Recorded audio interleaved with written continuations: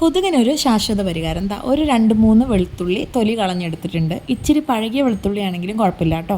അതിലേക്ക് 1 ടീസ്പൂൺ അല്ലെങ്കിൽ 1.5 ടീസ്പൂൺ പെരുംജീരകവും കുറച്ച് ആര്യവേപ്പിലയും കൂടെ നമുക്കൊന്ന് ചതച്ചെടുക്കാം. അപ്പം നന്നായിട്ടൊന്ന് കുത്തി ചതച്ചെടുക്കുക.